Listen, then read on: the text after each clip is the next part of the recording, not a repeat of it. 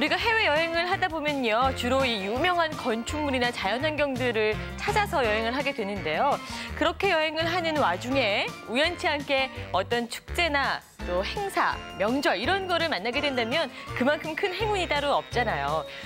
그런데 이 아시아 지역에서 여행을 할 때 확실하게 그런 어떤 행사나 축제를 만날 수 있는 시기가 따로 있습니다. 바로 설이죠.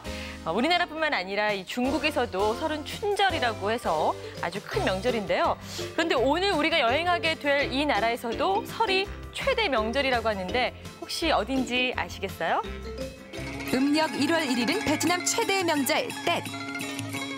한 해의 행운을 비는 색색의 다양한 장식품으로 집안을 꾸미고 새해 맞이 준비를 한답니다. 한국에 떡국이 있다면 베트남엔 반증이 있다. 설에 즐겨 먹는 전통 요리 반증. 맛도 모양도 특이한 반증 요리법을 전격 공개합니다. 이번엔 거리마다 펼쳐지는 신나는 공연을 감상해 보실까요? 두 눈이 번쩍 뜨이는 차력쇼. 아슬아슬한 장대묘기. 새해를 기념하며 전국에 들썩이는 축제의 한마당.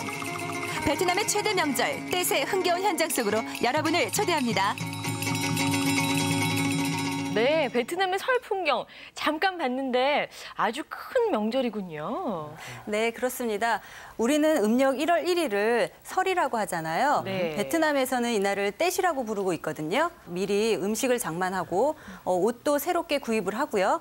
무엇보다도 도시에 사는 사람들은 부모님이 계시는 고향을 찾아가 그동안 나누지 못했던 돈독한 정을 나누기도 합니다. 네, 근데 우리하고 좀 비슷하긴 한데요. 그렇게 고향으로 전부 다 내려가 버리면 도시는 좀 비어서 한산하겠어요. 예, 그렇습니다. 거리에는 차량은 현저하게 줄어들고요. 그리고 명절을 보내기 위해서 대부분의 상점들도 문을 닫기 때문에 굉장히 한산한 느낌을 받았지만 호치민 시내 한복판에서는 새해를 기념하는 특설 무대도 마련되어져 있고요. 네. 그리고 또 넓은 도로를 막고 임시로 공원을 만들어 놓기 때문에 시 차원에서 볼거리를 아주 다양하게 제공을 해줌으로써 연휴 내내 저는 즐거운 시간을 보낼 수 있었습니다. 네, 그렇군요. 스티븐 씨, 미국은 어때요? 새해를 맞는 그 풍습이? 우리는 그 새해 당일 말고 그 전날도 많이 놀고 그리고 그 딱 12시 되면은 새해 그 딱 그날 되면은 카운트다운 하죠. 카운트다운 해갖고 네. 그다음에 옆 사람 그 하고 뽀뽀해야 되잖아요. 네.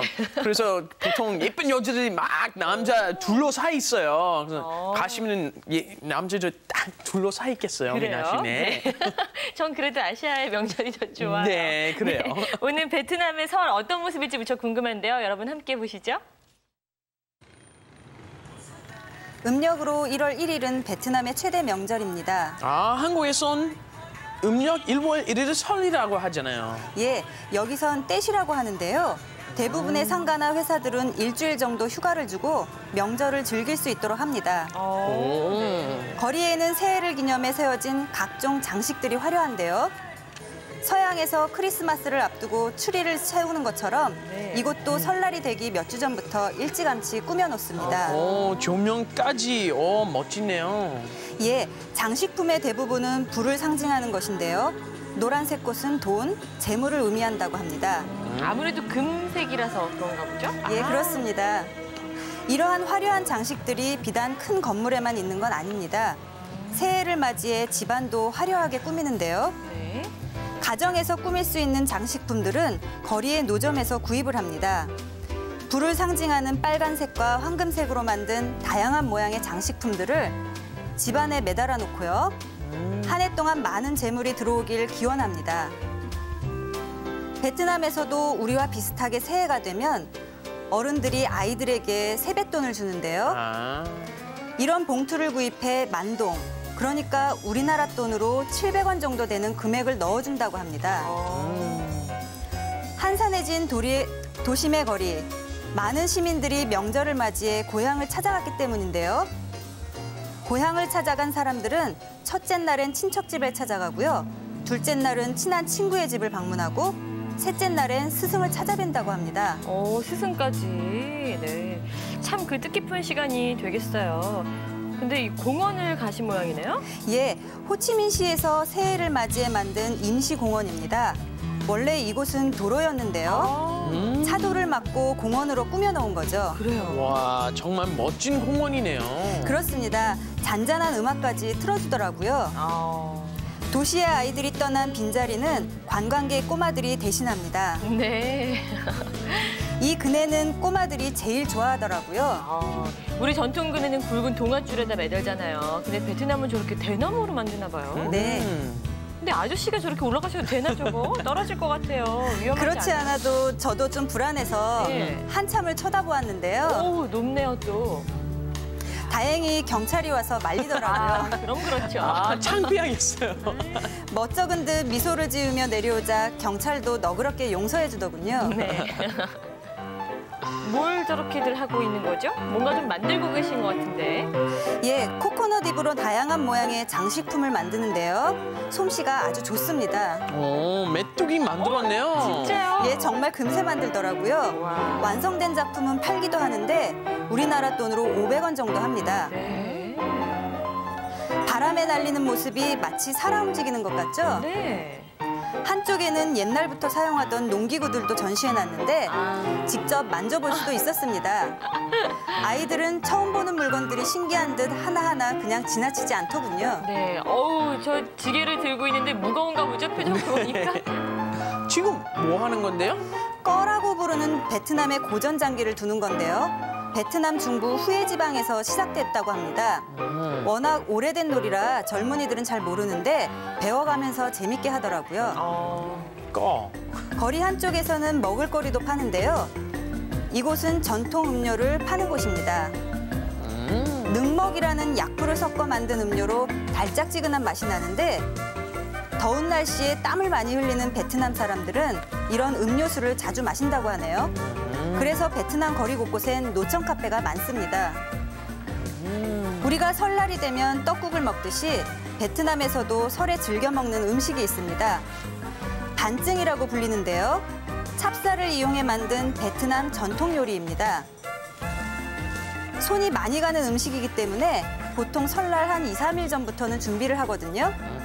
양해를 구하고 음식 준비에 한창인 한 가정집을 방문했습니다. 가족들이 둘러앉아 반증을 만드는 모습이 꼭 우리 추석 때 송편을 빚는 모습과 아주 비슷했습니다. 진짜 그래요. 이건 반증에 들어갈 재료들인데요. 양념한 돼지고기 비계하고 녹두, 찹쌀입니다. 그 음식에 들어가는 재료들이 뭐 그렇게 많은 건 아니네요. 예, 매우 간단한 재료지만 만드는 과정이 매우 어렵고 복잡합니다.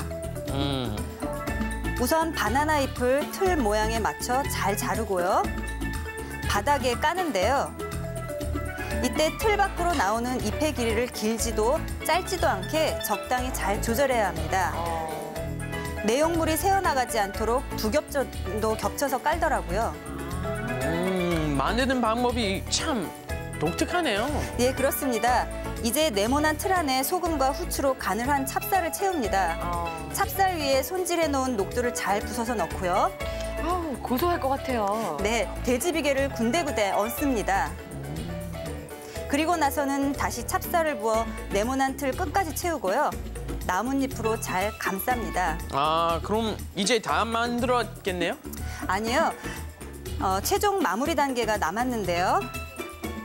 이렇게 만들어진 반증은 오랜 시간 동안 쪄내야 하기 때문에 풀어지지 않도록 대나무로 만든 끈으로 여러 번 단단히 묶어야 합니다.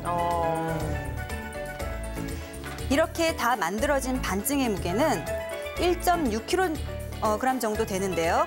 여러 사람이 만들었는데도 무게는 전부 똑같더라고요. 네. 와. 대단하네요.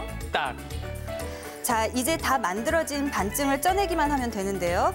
지금은 이런 가스식 찜통으로 15시간 동안 찌면 되지만 옛날엔 2, 3일 동안 내내 쪘다고 합니다. 전국이 축제 분위기에 휩싸이는 베트남 최대의 명절 떼. 명절을 기념해 거리 곳곳에서는 다양한 공연들이 열립니다. 아, 이건 용춤인가 봐요. 예, 베트남 전통춤은 아니고요. 중국의 영향을 받은 춤이라고 합니다. 네. 무료로 펼쳐지는 거리 공연인데요. 시간만 잘 맞춰가면은 재미있는 구경거리들을 많이 볼 수 있습니다. 지금은 재물신이 나와서 춤을 추는 거고요. 네. 근데 이건 뭐 하시는 거죠? 어머. 두꺼운 철판을 목으로 감는 사력소까지 보여주더라고요. 우와. 우와. 사람들 표정이 더 재밌는 것 같아요. 역시 낚았어요, 다들. 와. 한쪽에서는 장대 묘기가 벌어지고 있었는데요. 저 꼭대기에서 사자춤을 춥니다. 아니, 얼마나 높으면 저기 누워서 봐야 될 정도일까요? 장대를 아래에서 사람이 잡아주기 때문에 흔들흔들거리고 있는데요. 보는 동안 저도 진땀이 다 날 정도였습니다. 정말요. 이제 막 명절의 마지막 날 최대 하이라이트 행사가 시작됐습니다. 이날은 기네스북에 올랐다는 대형 반증이 공개된다고 해서 특히 많은 사람이 찾아왔는데요. 아니, 얼마나 크길래 기네스북에 오르기까지 했죠? 길이만 해도 3.5m고요. 무게가 무려 3.5톤이라고 하니까 정말 어마어마한 거죠. 어머. 드디어 대형 반증을 실은 트럭이 등장했습니다. 와, 정말 크네요. 엄청난데요. 총 60명의 사람들이 만들었다고 하더군요. 대형 반증이 공개되고 지금부터 본격적인 공연이 펼쳐집니다.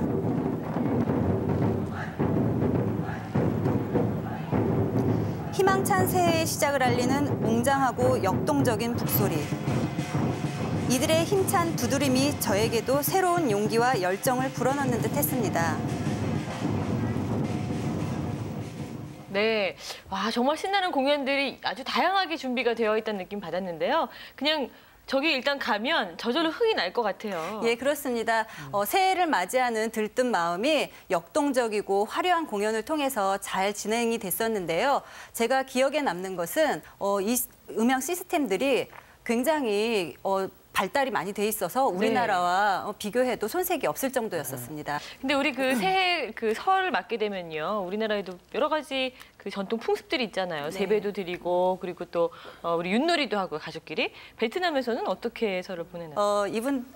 베트남 사람들은 새해 첫날을 가장 중요한 날로 여기고 있기 때문에 나쁜 일이 혹시 이 새해 첫날 생기게 되면은 1년 내내 안 좋은 일이 생길까 하는 걱정에 네. 그 불행을 막기 위해서 행운을 불러들일 수 있는 사람을 집으로 초대를 한다고 합니다. 그 이유는 예를 들어서 이름에 재물, 복, 덕 이런 의미를 가지고 있는 사람이나 네. 아니면은 아주 부자인 돈을 많이 갖고 있는 사람들을 초청을 해갖고 1년 내내 본인의 집에 행복이 들어올 수 있도록 기원을 한다고 하네요. 갑자기 바빠지고 인기가 많아지겠네요, 분들은. 네.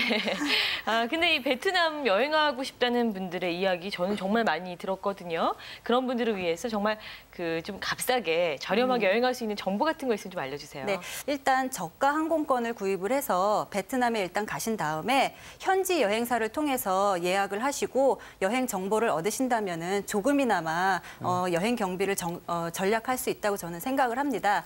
그리고 호치민 주변에도 관광지가 당일치기로 다녀올 수 있는 부분이 많거든요. 그렇기 때문에 잘 비교해 보시고 선택을 하시는 게 좋을 것 같습니다. 네, 오늘 아주 알찬 여행 정보 잘 들었습니다. 네. 이 여행을 하다 보면은 느껴지는 게 또 이 새로운 전통에 대한 어떤 호기심, 또 놀라움 이런 건데요. 네. 그 스티븐 씨는 처음에 한국에 왔을 때 한국의 어떤 풍습이나 전통에 대해서 이렇게 깜짝 놀라거나 신기했던 거 어떤 게 있었어요? 뭐 얼마 전에 있었는데 한 네. 5년 전에 그 함 진입에 가서 봤는데 참 재밌었어요. 그 오징어 가면 쓰고 네. 뭐 그 돈도 넣고 막 재밌었어요. 같이 얼마나 외치셨어요? 신기한데. 함 사세요 하고? 그렇죠. 함 사세요. 그렇죠. 잘하셨습니다. 네, 오늘도 여러분 여행하면서 즐거우셨나요? 저는 또 오늘 정말 여행이라는 게 할 때마다 이렇게 새로울 수 있구나 하는 사실을 느꼈는데요. 여러분도 어떻게 여행 즐기셨는지 저희 홈페이지에 그 방송 보신 소감을 꼭 남겨주시기 바랍니다. 세상은 올때 오늘은 여기까지고요. 저희 다음 시간에 다시 오겠습니다. 여러분 고맙습니다.